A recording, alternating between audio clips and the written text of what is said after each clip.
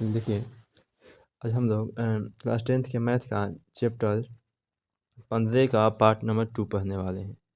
ठीक है, पार्ट 1 में हम आपको पढ़ा दिए हैं, जैसे जितना भी कंचा वाला हो, गेंदा वाला प्रश्न हो, वो सभी करवा दिए हैं। चलिए आज हम लोग सीखेंगे पासे वाले प्रश्न। जितना भी पासा वाला प्रश्न पूछेगा सब इसमें आज आपको करवा देंगे। देखिए कह है कि मान लीजिए कि एक पासे को एक बार फेंका जाता है।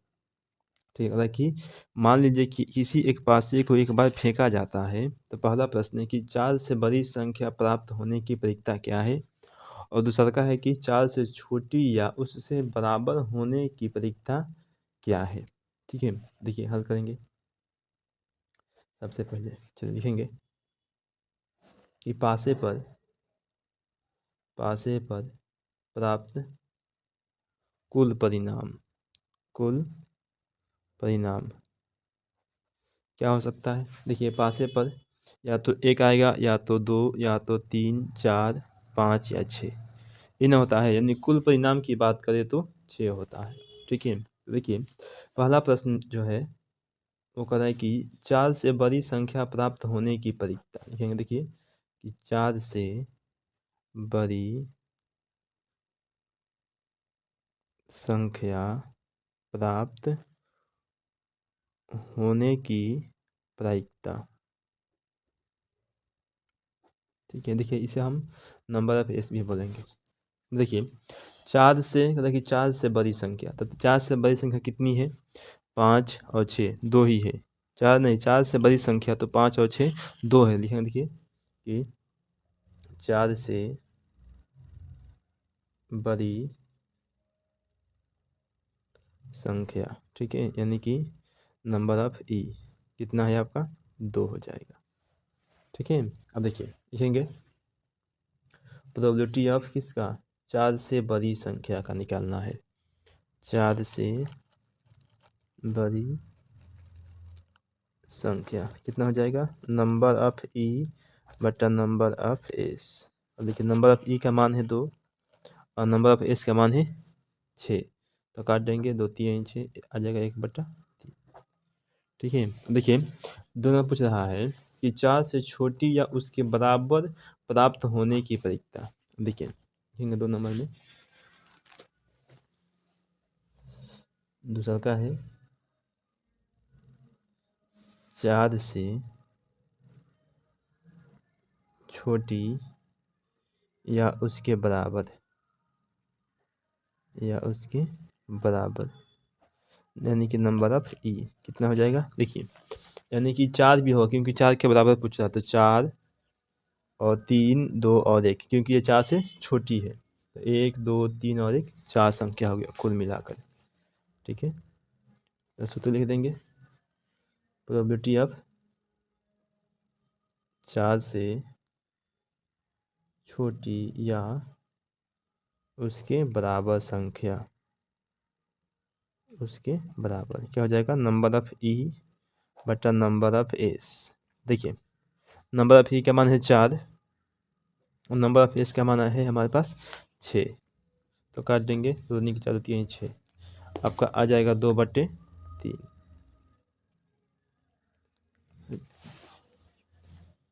तो देखिए अगला प्रश्न है आपका कि एक पासे को एक बार फेंका जाता है, निम्नलिखित को प्राप्त करने की प्रायिकता ज्ञात कीजिए।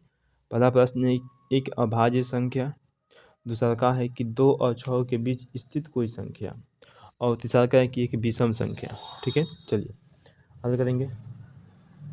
लिखेंगे देखिए कि पासे पर प्राप्त कुल परिणाम, पासे पर प्राप्त कुल परिणाम यानी कि नंबर ऑफ एस कितना हो जाएगा, 1 2 3 4 5 या फिर 6 हो सकता है, यानी कि नंबर ऑफ एस का जो मान है वो टोटल हो गया 6। अब पहला कह रहा है कि एक अभाज्य संख्या। देखिए पहला जो प्रश्न है कह रहा है कि एक अभाज्य संख्या,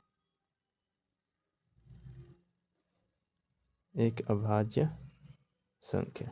तो देखिए अभाज्य संख्या कितना है पहले हम इसमें से निकाल लेंगे। देखिए क्या क्या होगा, ये होगा आपका 1 2 और 3, ये नहीं होगा 2 3 और एक 5, 2 3 और 5, ये तीनों क्या है आपका अभाज्य संख्या होंगे।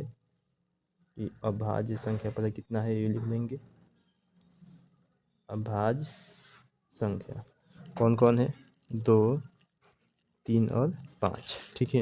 यानी कि नंबर ऑफ ई का मान कितना हो जाएगा, 1 2 और एक 3 हो जाएगा, ठीक है। निकाल लेंगे कि प्रोबेबिलिटी ऑफ एक अभाज्य संख्या, एक अभाज्य संख्या कितना हो जाएगा, नंबर ऑफ ई बटा नंबर ऑफ एस। अब देखिए नंबर ऑफ ई का मान कितना है, 3 है, और नंबर ऑफ एस का मान है 6। काट देंगे 3 दूनी का 6, 1 बटा, ठीक है। तो देखिए दो में क्या पूछ रहा है, दो में है कि 2 और 6 के बीच स्थित कोई संख्या, ठीक है। लिख देंगे, देखिए 2 में 2 और 6 के बीच स्थित संख्या कितना है, 2 और 6 के बीच, 2 और 6 के बीच कितना है, 3 4 और 5, 3 4 और 5, यही ना होगा 3 4 और 5, ठीक है। यानी कि नंबर ऑफ ई का जो मान है वो आपका हो गया 3, ठीक है। फिर निकाल लेंगे प्रोबेबिलिटी ऑफ 2 और 6 के बीच स्थित संख्या, नंबर ऑफ ई बटा नंबर ऑफ एस कितना हो जाएगा, 3 बटा 6, काट देंगे 3 दूनी का 6, 1 बटा 2, ठीक है।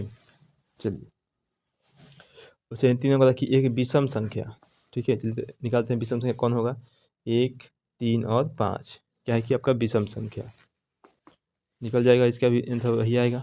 देखिए 3 नंबर कि एक विषम संख्या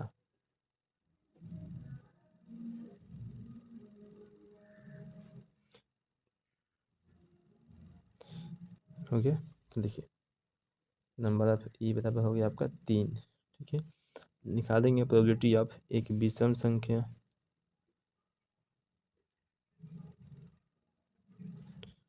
नंबर ऑफ ई बटा नंबर ऑफ एस, 3 बटा 6, काटेंगे 2, आ गया 1 बटा 2, ठीक है।